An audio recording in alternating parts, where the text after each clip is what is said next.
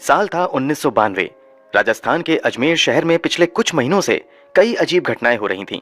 एक के बाद एक कई जवान लड़कियों ने कर ली थी। कई लड़कियों ने खुद को घरों में कैद कर रखा था, तो कई लड़कियां बिल्कुल पागल सी हो गई थीं। अजीब इत्तेफाक था। करने वाली लड़कियां सोफिया सेकेंडरी स्कूल की स्टूडेंट थीं। जब इस सवाल का जवाब ढूंढने की कोशिश की गई कि आखिर सोफिया सेकेंडरी स्कूल की लड़कियां क्यों कर रही हैं और ये लड़कियां परेशान क्यों हैं, तो एक ऐसे राज से पर्दा उठा जिसे सुनकर हर किसी के पैरों तले जमीन खिसक गई। अजमेर में भूचाल आ गया। लाखों लोगों की आस्था का केंद्र अजमेर शरीफ दरगाह से जुड़े लोगों ने एक ऐसे घिनौने काम को अंजाम दिया था जिसे सुनकर आप गुस्से से तड़प उठेंगे। जब इस जुर्म को अंजाम दिया जा रहा था, तब भी सभी ने आंखें बंद करके नाइंसाफी होने दी थी, और आज भी इस घटना को लोगों से छुपाने की कोशिश की जाती है। शायद आप भी इस घटना के बारे में नहीं जानते होंगे। यह कोई आम घटना नहीं थी, बल्कि आजाद भारत के इतिहास में अंजाम दी गई सबसे बड़ी स्कैंडल थी। चंद लोगों ने मिलकर 2, 4 या 10 नहीं, बल्कि 250 से ज्यादा लड़कियों को अपनी का शिकार बनाया था। शिकार बनने वाली लड़कियों में मामूली ड्राइवर की बेटी से लेकर आला अफसर तक की बेटियां शामिल थीं। तो आखिर यह सिलसिला कैसे शुरू हुआ? कैसे लड़कियां शिकार बनती चली गईं? और इस अपराध को अंजाम देने वाले लोग कौन थे और उनके साथ क्या हुआ? चलिए जानते हैं सब कुछ सिलसिलेवार तरीके से इस वीडियो में। दरिंदगी और हैवानियत के इस खेल की शुरुआत 1990 की शुरुआत में हुई थी। इस खेल को शुरू किया था राजस्थान के अजमेर शहर के सबसे अमीर और सबसे बड़े घरानों में गिने जाने वाले चिश्ती परिवार के कुछ लड़कों ने। ये चिश्ती परिवार वही है जो लाखों लोगों की आस्था का केंद्र अजमेर शरीफ दरगाह की देखभाल करते हैं, यानी दरगाह के खादिमों में से हैं। इस चिश्ती परिवार के फारूक चिश्ती और नफीस चिश्ती का रुतबा उन दिनों अजमेर शहर में किसी सेलिब्रिटी से कम नहीं था। ये लोग उस जमाने में संजय दत्त के स्टाइल को कॉपी करके दिन भर शहर में मटरगश्ती किया करते थे। पैसों की कोई कमी नहीं थी, तो अय्याशियां भी खूब होती थीं। इनके साथ इनके दोस्तों का पूरा गैंग दिन भर शहर में यूं ही फिरता रहता था। वैसे तो ये एक धार्मिक परिवार से आता था, मगर फारूक चिश्ती ने राजनीति में करियर बनाने का फैसला किया था। इसी सिलसिले में फारूक पहले कांग्रेस पार्टी ज्वाइन करता है और फिर बहुत जल्द अजमेर कांग्रेस युवा मोर्चा का जिला अध्यक्ष बन जाता है, जबकि नफीस चिश्ती यूथ विंग का ही उप जिला अध्यक्ष बनता है। जबकि इस कांड के एक और आरोपी सैयद अनवर चिश्ती कांग्रेस यूथ विंग का जॉइंट सेक्रेटरी बन जाता है। भले ही इन लोगों का राजनीतिक पद बहुत बड़ा नहीं था, मगर ये जिस परिवार से आते थे उसकी राजनीतिक पकड़ बहुत ज्यादा थी। बड़े बड़े आला अफसर इन लोगों के हुक्म पर अपना सर झुकाते थे। मंत्री से लेकर विधायक सांसद तक इन लोगों की खिदमत में लगे रहते थे। चिश्ती परिवार का रुतबा और पहुंच इतना था कि जिनको भी किसी काम में दिक्कत आती थी, वो मदद के लिए फारूक के ही पास आया करता था। अपने मॉडर्न लाइफस्टाइल की वजह से फारूक चिश्ती और इसके गुर्गे आसपास के स्कूलों में पढ़ने वाली लड़कियों के बीच भी चर्चा का विषय बना रहता था। समय यूं ही बीत रहा था कि सोफिया सेकेंडरी स्कूल के 12th क्लास में पढ़ने वाली एक लड़की एक दिन अपने दोस्त से कहती है कि मुझे गैस कनेक्शन लेना है। इसके अलावा मुझे कांग्रेस पार्टी भी ज्वाइन करनी है ताकि मैं राजनीति में आगे बढ़ सकूं। सोफिया सेकेंडरी स्कूल उस दौर में अजमेर के सबसे बेहतरीन गर्ल्स स्कूल में गिना जाता था। यहाँ शहर के अधिकतर अमीर घरों की ही लड़कियां पढ़ती थीं। ये वो समय था जब मामूली गैस कनेक्शन के लिए भी आला अफसरों से लेकर मंत्री तथा सांसदों तक की सिफारिश करवानी पड़ती थी। इसलिए लड़की ने जिस दोस्त से गैस कनेक्शन वाली बात कही थी, वो कहता है कि अगर हम मिलकर फारूक चिश्ती से बात करें तो वो तुम्हें गैस कनेक्शन भी दिलवा देगा, साथ ही कांग्रेस पार्टी में भी एक पद तुम्हें दे दी जाएगी। चूंकि उस लड़की ने भी फारूक चिश्ती के बारे में पहले काफी कुछ सुन रखा था, ऊपर से फारूक चिश्ती और उस लड़की के दोस्त की जान पहचान भी थी, इसलिए वो फारूक चिश्ती से मिलने के लिए तैयार हो जाती है। मिलने के बाद फारूक चिश्ती से गैस कनेक्शन और कांग्रेस ज्वाइन करने के बारे में बात करती है। सभी बातें सुनने के बाद फारूक चिश्ती कहता है कि कोई बात नहीं, बहुत जल्द तुम्हें गैस कनेक्शन मिल जाएगा, साथ ही तुम्हें कांग्रेस पार्टी में भी जगह दे दी जाएगी। इसी के कुछ दिनों बाद फारूक चिश्ती लड़की को सैयद अनवर चिश्ती से मिलवाता है। सैयद अनवर चिश्ती एक दिन उस लड़की से गैस कनेक्शन का फॉर्म भरवाता है तथा ये कहते हुए उसकी कुछ तस्वीरें भी लेता है कि ये तस्वीरें गैस कनेक्शन लेने में लगेंगी। यहां तक सब कुछ बिल्कुल नॉर्मल था। एक दिन रोज की तरह वो लड़की सोफिया स्कूल से पढ़कर वापस आ रही थी। तभी रास्ते में उसके पास आकर एक मारुति वैन रुकी। वैन के रुकते ही लड़की ने पहचान लिया कि गाड़ी में फारूक चिश्ती के ही दोस्त मौजूद हैं। वो लोग इस लड़की से कहते हैं कि मैं भी उधर ही जा रहा हूं, अगर तुम चाहो तो मैं तुम्हें आगे ड्रॉप कर दूंगा। क्योंकि लड़की उनसे पहले कई बार मिल चुकी थी, इसलिए लड़की उनके साथ चलने की हामी भरते हुए गाड़ी में बैठ जाती है और गाड़ी चल पड़ती है। गाड़ी अभी आगे बढ़ी ही थी कि ये मेन रोड छोड़कर दूसरी तरफ मुड़ जाती है। लड़की को जब शक होता है तो वो पूछती है कि मुझे तो घर जाना था, ये तुम कहाँ ले जा रहे हो। इस पर वो लोग कहते हैं कि दरअसल भाई ने तुम्हें अभी कुछ जरूरी काम से मिलने के लिए फार्म हाउस पर बुलाया है। इसके बाद वो लोग उस लड़की को लेकर फारूक चिश्ती के फार्म हाउस पर चले जाते हैं। अब यहाँ जो लड़की के साथ होता है उसे जानकर आपका कलेजा दहल जाएगा। लड़की के फार्म हाउस आते ही फारूक चिश्ती ने उस किया करने के दौरान उस लड़की की तस्वीरें भी खींची गईं। लड़की को इन लोगों ने कहा कि अगर इस बारे में तुमने किसी को भी बताया तो तुम्हें परिवार समेत खत्म कर दूंगा। इसके अलावा हमने जो तुम्हारी तस्वीरें खींची हैं वो पूरे शहर में पोस्टर बनवा कर छपवा दूंगा, फिर तुम कहीं पर भी मुंह दिखाने लायक नहीं रहोगी। इन सब से लड़की बहुत ज्यादा डर गई और वो चुपचाप घर चली गई। उसने अपनी आप बीती किसी को भी नहीं बताई। अभी कुछ दिन ही बीते थे कि एक बार फिर से स्कूल जाने के क्रम में ही फारूक चिश्ती के गुर्गे उस लड़की को फिर से रोकते हैं और फिर से उसे फार्म हाउस पर लेकर आते हैं। इस बार कई और लोग उसका करते हैं और अंत में उसे उसी तस्वीरें दिखाते हैं जो कुछ दिनों पहले ही ली गई थीं। तस्वीरें दिखाने के बाद ये लोग उस लड़की से कहते हैं कि अगर तुम चाहती हो कि ये तस्वीर हम तुम्हें वापस कर दें या फिर इसे नष्ट करते हैं तो बदले में तुम्हें हमारे पास अपनी एक सहेली को लेकर आना होगा। इतना सुनते ही लड़की इनके पैरों में गिरकर रहम की भीख मांगने लगी और तस्वीरें वापस करने को कहने लगी, मगर इन दरिंदों पर कोई असर नहीं हुआ। उन लोगों ने लड़की को यहां तक कह दिया कि अगर तुम किसी दूसरी लड़की को यहां तक लेकर नहीं आई तो मैं अगले ही दिन तुम्हारी ये तस्वीर तुम्हारे पड़ोसियों में बांट दूंगा। अब लड़की के पास कोई रास्ता नहीं बचा था। वो रोज की तरह स्कूल जाना शुरू कर देती है और फिर अपनी एक सहेली को किसी बहाने से फारूक चिश्ती के पास लेकर आ ही जाती है। फारूक चिश्ती और उसके गुर्गे इस लड़की का भी करते हैं और उसकी भी तस्वीरें खींच लेते हैं और कुछ दिनों बाद इस लड़की को भी उसी तरीके से धमकाया जाता है।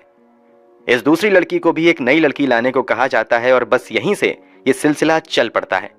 लड़कियां आती गईं, उनकी तस्वीरें ली जाती रहीं और उन तस्वीरों से ब्लैकमेल कर और भी नई लड़कियों को ये दरिंदे अपने पास मंगवाते गए। देखते ही देखते पीड़ित लड़कियों की संख्या दर्जनों से सैकड़ों में पहुंच गई।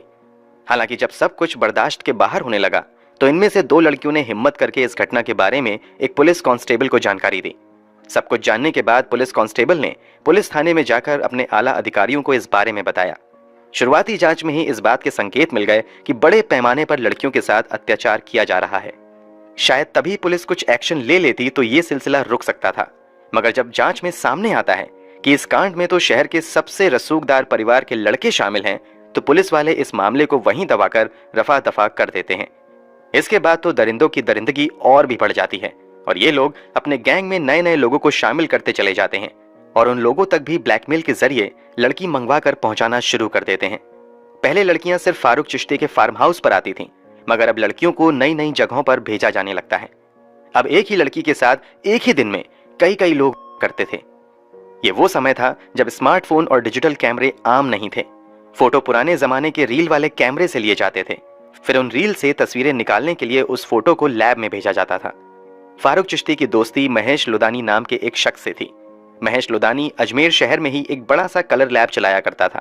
लड़कियों करने के बाद जो तस्वीरें खींची जाती थीं, वो रील साफ करने के लिए इसी महेश लुदानी के कलर लैब में भेजी जाती थीं। शुरू में तो गुपचुप तरीके से रील से फोटो निकालने के बाद उसे फारूक चिश्ती के पास पहुंचा दिया जाता था, मगर जैसे जैसे लड़कियों की तादाद बढ़ती गई, फोटो लैब वालों का भी काम बढ़ गया। इसके अलावा अब लैब में काम करने वाले लोगों ने भी मौके का फायदा उठाना शुरू कर दिया। दरअसल जो रील साफ करने के लिए आती थी उससे एक तस्वीर बनाकर फारूक चिश्ती को भेज दिया जाता था, फिर चुपके से उस फोटो की कई जेरोक्स कॉपीज बनाई जाती थीं। अब लैब में काम करने वाले लड़कों ने एक दूसरा गंदा खेल शुरू कर दिया था। दरअसल अब ये लोग खुद ही पुरानी पुरानी तस्वीरें निकालकर पीड़ित लड़कियों तक जाने लगे और उन लड़कियों को ब्लैकमेल करना शुरू कर दिया। वो लड़कियों से या तो पैसे लेते थे या फिर फोटो वापस करने के बदले में वो भी उस लड़की किया करते थे। इसके बाद तो फोटो लैब वालों की दरिंदगी इतनी ज्यादा बढ़ गई कि इन्होंने लड़कियों की तस्वीरों को बेचना शुरू कर दिया। अब जो व्यक्ति लड़कियों की तस्वीरें खरीदता था वो खुद ही उस लड़की से कांटेक्ट करता था, फिर वही ब्लैकमेलिंग का खौफनाक खेल शुरू हो जाता था। स्थिति तो ये बन गई कि एक ही लड़की की दर्जनों जेरोक्स कॉपी बना दी गई, जिसे अलग अलग लोगों से बेचा गया और फिर अलग अलग लोगों ने उन लड़कियों से संपर्क करके उसे ब्लैकमेल किया या फिर कईयों ने उसका किया। कुल मिलाकर लड़की, फोटो और ब्लैकमेल का एक ऐसा जाल बिछ गया कि उसमें अजमेर शहर की लड़कियां उलझती जा रही थीं। उन्हें बचाने वाला कोई नहीं था। अब तो जिसे भी लड़की की तस्वीर हाथ लगती थी वो लड़की को ब्लैकमेल कर उसके साथ करता था। यहाँ तक कि फारूक चिश्ती के ड्राइवरों और नौकरों ने भी लड़कियों के साथ करना शुरू कर दिया था। अब बड़े पैमाने पर पार्टियों में भी लड़की को बुलाया जाता था, जहां एक साथ कई कई लोग एक लड़की के साथ करते थे। इस पार्टी में बड़े बड़े परिवार के लड़कों के अलावा लोकल पॉलिटिशियन भी शामिल होते थे। ये सब कुछ पूरे धड़ल्ले से बस इसलिए ही चल रहा था कि लोगों को भी मालूम चल गया था कि इस पूरे कांड की जानकारी प्रशासन को भी है, लेकिन चिश्ती परिवार के लड़कों के इस कांड में शामिल होने की वजह से कोई एक्शन नहीं लिया जा रहा है। कथित तौर पर अब तक 200 से 300 लड़कियों को फारूक चिश्ती और उसके गुर्गे अपना शिकार बना चुके थे। वहीं पहले जहां अधिकतर लड़कियां सिर्फ सोफिया सेकेंडरी स्कूल की थीं, अब सावित्री स्कूल की लड़कियों को भी लोगों ने अपना शिकार बनाना शुरू कर दिया था। 1990 से शुरू हुआ यह खेल 1992 में भी जारी था।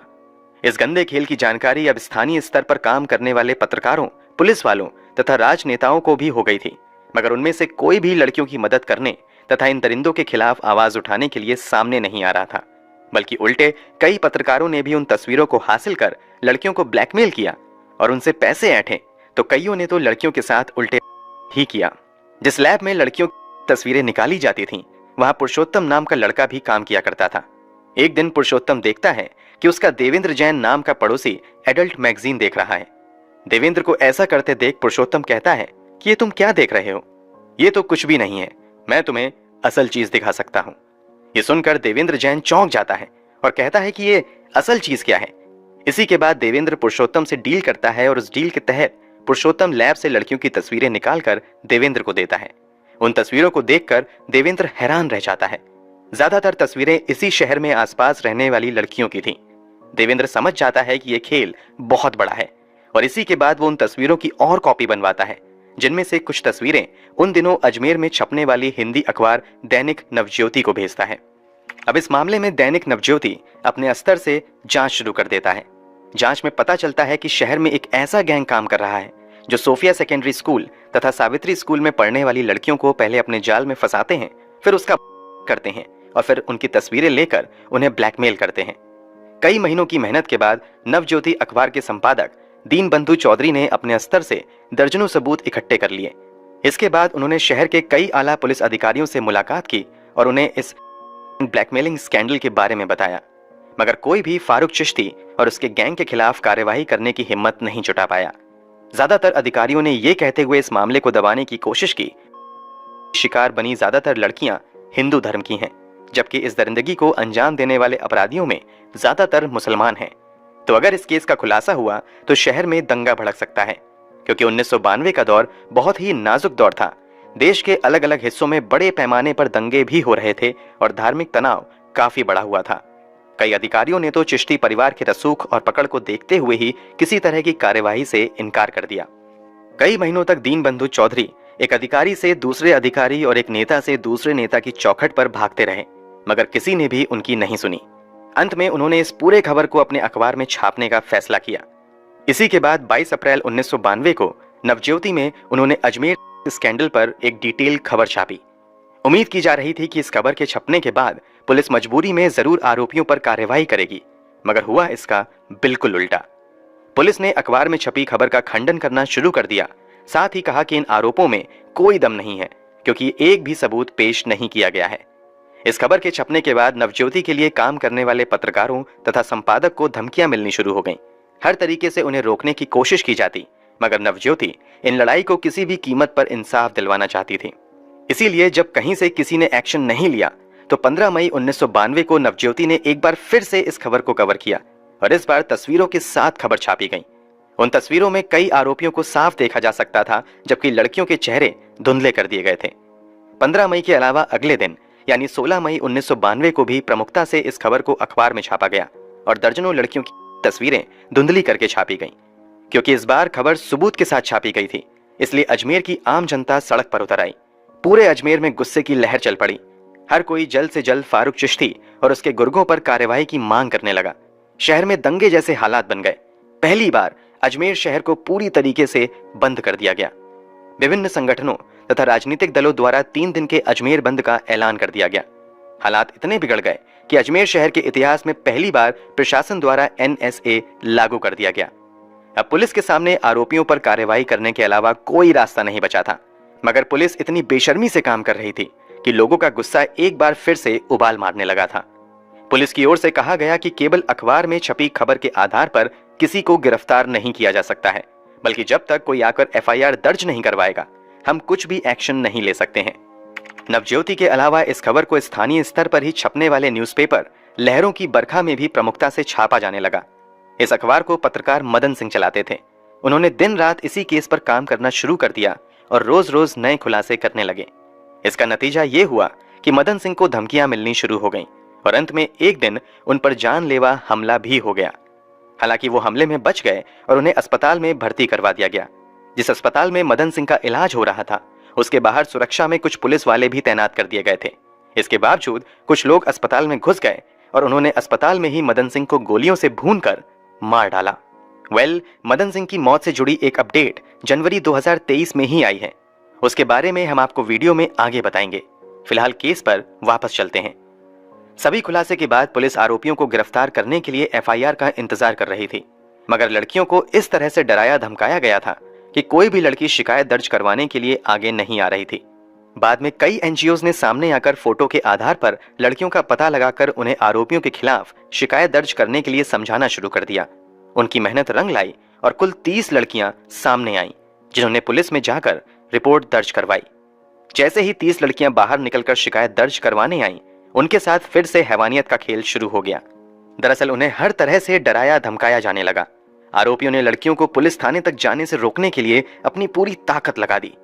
इसका नतीजा ये हुआ कि जहां पहली बार 30 लड़कियां सामने आईं, उनमें से ज्यादातर लड़कियां दोबारा कभी थाने की तरफ नहीं गईं। इतना ही नहीं, कुछ लड़कियां दोबारा तो गईं भी, फिर वो भी पीछे हट गईं और अंत में सिर्फ 2 लड़कियां ही इस केस की शिकायतकर्ता के तौर पर बच पाईं। इस केस में जितनी भी लड़कियों का नाम पीड़ित के तौर पर शामिल था, उनमें से ज्यादातर के परिवार वालों ने शहर को तत्काल ही छोड़ दिया और वो कहीं अनजान जगह रहने चले गए। खैर, पुलिस में कुछ एफआईआर दर्ज हो गई थी। उसी के आधार पर जांच आगे बढ़ी और गिरफ्तारी का सिलसिला भी शुरू हुआ। 30 मई 1992 को इस मामले में पहली एफआईआर दर्ज की गई। कमाल की बात तो ये थी कि इस पहली एफआईआर में नफीस चिश्ती और फारूक चिश्ती का नाम शामिल नहीं किया गया था। हालांकि आगे की जांच के बाद फारूक चिश्ती, नफीस चिश्ती और सैयद अनवर चिश्ती को ही इस पूरे स्कैंडल का मास्टरमाइंड बताया गया। एफआईआर दर्ज करने के बाद कुल 18 लोगों की पहचान आरोपियों के तौर पर की गई। आरोपी बनाए गए लोगों में फारूक चिश्ती, नफीस चिश्ती, अनवर चिश्ती के अलावा कैलाश सोनी, महेश लुधानी, हरीश तोलानी, शंभू इत्यादि भी शामिल थे। जांच में यह भी पता चला कि पीड़ित लड़कियां केवल एक ही धर्म की नहीं थीं, बल्कि कई लड़कियां तो नफीस और फारूक चिश्ती की रिश्तेदार भी थीं। जांच के बाद पुलिस ने लगभग 250 पन्नों की चार्जशीट कोर्ट में पेश की। 3 मास्टरमाइंड सहित 12 लोगों के खिलाफ चार्जशीट फाइल की गई थी। चार्जशीट में कैलाश सोनी, हरीश दुलानी, फारूक चिश्ती, इशरत अली, मोइजुल्ला उर्फ पूतन इलाहाबादी, परवेज अंसारी, पुरुषोत्तम उर्फ बबली, महेश लोधानी, अनवर चिश्ती, शंभू, जऊर चिश्ती तथा नफीस उर्फ टार्जन का नाम शामिल था। इस मामले की सुनवाई की शुरुआत अजमेर सेशन कोर्ट में हुई। लगभग 6 साल की सुनवाई के बाद 18 मई 1998 को अजमेर सेशन कोर्ट द्वारा 18 में से 8 आरोपियों को लड़कियों के साथ करने और उनका अपहरण करने के आरोप में उम्र कैद की सजा सुनाई गई। सजा पाने वाले लोगों में मोइजुल्ला उर्फ पुत्तन, परवेज अंसारी, इशरत अली, महेश लुधानी, कैलाश सोनी, सैयद अनवर चिश्ती, हरीश तोलानी तथा शमशुद्दीन उर्फ मैराडोना शामिल था। इन सजा पाए लोगों के अलावा बाकी लोगों के खिलाफ जांच जारी थी, जबकि इनमें से कुछ लोग फरार थे। फरार लोगों में मुख्य आरोपियों में से एक नफीस चिश्ती भी शामिल था, जिसे 2003 में गिरफ्तार किया गया, जबकि दूसरे फरार अपराधी इकबाल भट्ट को 2005 में गिरफ्तार किया गया। सजा पाए लोगों ने सजा के खिलाफ राजस्थान हाई कोर्ट में और फिर सुप्रीम कोर्ट में अपील कर दी। पहले हाई कोर्ट ने कई सबूत के आधार पर कई आरोपियों को बरी कर दिया। फिर सुप्रीम कोर्ट ने 4 आरोपियों को दी गई उम्र कैद की सजा को बहुत ज्यादा सख्त सजा बताते हुए कम करने का फैसला किया और उन्हें सिर्फ 10 साल की सजा दी गई। इस केस के मुख्य आरोपी में से एक फारूक चिश्ती इतना शातिर था कि उसने खुद को फर्जी मेडिकल कागज के आधार पर पागल घोषित करवा लिया। कोर्ट ने भी उसे सही मानते हुए शुरुआती ट्रायल में कोई सजा नहीं दी और उसे बरी कर दिया, मगर 2007 में फास्ट ट्रैक कोर्ट में फारूक चिश्ती को उम्र कैद की सजा सुनाई। केस यहीं खत्म नहीं हुआ, बल्कि कुछ मामले अब भी राजस्थान हाईकोर्ट में पेंडिंग थे। 2013 में राजस्थान हाईकोर्ट ने फारूक चिश्ती को दी गई उम्र कैद की सजा को कम करते हुए ये कहते हुए जेल से रिहा करने का हुक्म दे दिया कि फारूक चिश्ती काफी समय जेल में काट चुका है। इसी के बाद फारूक चिश्ती को जेल से रिहा कर दिया गया। इस केस में सुहेल गानी नाम का एक आरोपी लंबे समय से फरार चल रहा था। उसने 26 साल बाद यानी 2018 में कोर्ट में जाकर सरेंडर किया। फिलहाल इसे कोई सजा नहीं दी गई है और ये बेल पर है। इसके अलावा इस केस का एक आरोपी आज भी फरार है। बताया जा रहा है कि वो अमेरिका में है। उसके खिलाफ रेड कॉर्नर नोटिस भी जारी किया जा चुका है। इसके अलावा कई आरोपियों के खिलाफ फिलहाल पॉस्को कोर्ट में अब भी मामला चल रहा है, लेकिन एक भी आरोपी जेल में नहीं है, बल्कि सभी बेल पर आराम से मजे से अपनी जिंदगी काट रहे हैं। अगर आपको याद हो तो वीडियो में कुछ देर पहले ही हमने पत्रकार मदन सिंह का जिक्र किया था, जो लगातार इसी केस को कवर करते हुए खबरें लिख रहे थे। इस कारण उनकी हत्या कर दी गई थी। अब अपडेट ये है कि 7 जनवरी 2023 को मदन सिंह के 2 बेटों ने मिलकर सवाई सिंह नाम के एक व्यक्ति की गोली मारकर हत्या कर दी। कथित तौर पर सवाई सिंह ने ही मदन सिंह की हत्या की थी। सवाई सिंह की हत्या करने के बाद मदन सिंह के बेटों ने चिल्लाकर कहा कि हमने अपने पिता की मौत का बदला लिया है। फिलहाल मदन सिंह के दोनों बेटों को गिरफ्तार करके जेल भेज दिया गया है। चलिए केस पर वापस आते हैं। कोर्ट रिकॉर्ड की बात करें तो कोर्ट रिकॉर्ड में सिर्फ 16 लड़कियों को ही पीड़ित बताया गया है, जबकि अलग अलग सोर्स से पता चला है कि इन दरिंदों ने कम से कम 100 लड़कियों को अपना शिकार बनाया था। दावा तो यहां तक किया जाता है कि शिकार हुई लड़कियों की संख्या 300 या फिर 500 तक भी हो सकती है। इतनी अधिक संख्या में शिकार होने के बावजूद कुछ ही लड़कियां कोर्ट तक आ सकीं। इसकी सबसे बड़ी वजह यह थी कि लड़कियों को बहुत ज्यादा परेशान किया जाने लगा। इसी कारण कम से कम 6 लड़कियों ने के कुछ ही समय बाद कर ली थी। एक के बाद एक जब 6 लड़कियों ने कर ली थी, तभी सोफिया स्कूल चर्चा में आया और फिर इस केस की परत खुलनी शुरू हुई। उस दौर में सोफिया स्कूल तथा सावित्री स्कूल में पढ़ने वाले ज्यादातर लड़कियों ने इस केस के खुलासे के बाद स्कूल छोड़ दिया, तो कईयों ने शहर ही छोड़ दिया। हालात तो ऐसे हो गए थे कि अजमेर शहर की लड़कियों की शादियां भी काफी मुश्किल से हो रही थीं। जो शादी करने के लिए राजी भी होता था, वो पहले पुलिस थाने और अलग अलग लैब्स में जाकर फोटो के जरिए ये पता करता था कि ये लड़की भी हैंडल की पीड़िता में शामिल थी या नहीं। जैसा कि अभी हमने बताया, इस केस से जुड़े सभी आरोपी फिलहाल बेल लेकर जेल के बाहर हैं, जबकि इस केस की सुनवाई आज भी समय समय पर होती रहती है और इस सिलसिले में गवाही देने के लिए अक्सर पीड़ित महिला को कोर्ट तक आना पड़ता है। इसी से जुड़ी एक केस की सुनवाई के सिलसिले में एक बार फिर से दिसंबर 2022 में एक महिला को गवाही देने के लिए बुलाया गया। सुनवाई के दौरान उन्होंने कोर्ट में जज और वकील से रोते हुए कहा कि आप मुझे अब भी बार बार कोर्ट में क्यों बुला रहे हैं? अब तो 30 साल हो गए हैं, मैं अब दादी बन चुकी हूं, मुझे अकेला छोड़ दें, मेरा भी अब परिवार है, मैं उन्हें क्या बताती रहूं? महिला के इतना कहने के बाद पूरे कोर्ट परिसर में कई मिनट तक सन्नाटा पसर गया। किसी के पास महिला की इस बात का जवाब नहीं था। शायद इस केस की सैकड़ों पीड़ित महिलाओं को पहले ही अंदाजा हो गया था कि यहां इंसाफ की लड़ाई सजा से कम नहीं है, इसीलिए वो तब पीछे हट गई थीं। जो महिलाएं हिम्मत जुटाकर आगे आईं, वो इंसाफ के नाम पर सजा ही काट रही हैं, जबकि जिन्हें सजा मिलनी चाहिए थी वो चैन की सांस ले रहे हैं। दोस्तों, क्या आपको पहले से इस केस के बारे में जानकारी थी? कमेंट बॉक्स में जरूर बताएं।